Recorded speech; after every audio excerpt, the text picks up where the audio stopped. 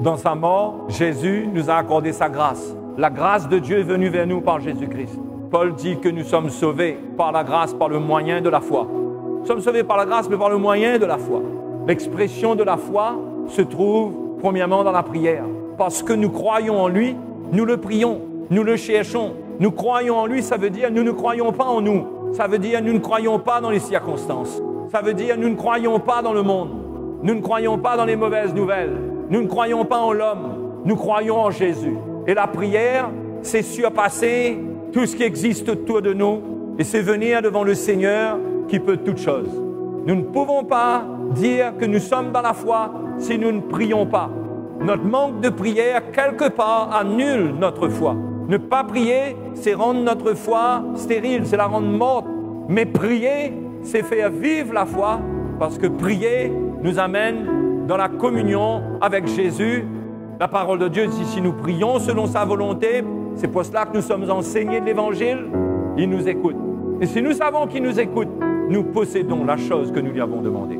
Il est important de persévérer dans la prière. Nous pouvons passer des jours et jours et des jours à parler de nos problèmes, à nous plaindre de notre situation, mais nous devrions passer des heures et des heures à prier.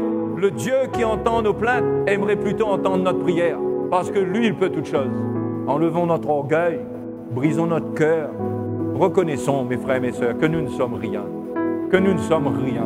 que ce que Dieu va faire, c'est pour sa gloire, c'est lui qui le fera, que nous ne sommes rien, nous ne pouvons rien, et nous n'avons pas à juger quoi que ce soit, mais nous voulons prier avec piété, et le premier à remettre en question ce soir, c'est nous-mêmes. Alléluia. Et c'est comme cela que nous rentrerons chez nous justifiés. Dieu aura décrété la délivrance. Il aura relâché quelque part sa bénédiction dans l'esprit. Il y a quelque chose qui va être en cours, qui va se manifester dans notre vie que nous allons voir. Mais si nous venons prier et que nous ne sommes pas dans la bonne attitude, nous serons comme le pharisien qui retourne chez lui, qui n'est pas justifié, qui ne voit pas l'application de la justice, parce qu'il n'y a pas de justice dans sa prière, parce que sa prière est une abomination. Nous ne devons pas venir avec de telles prières dans la présence de Dieu, mais venir avec des cœurs humbles. Ce soir, approchons-nous du Seigneur avec des cœurs purs.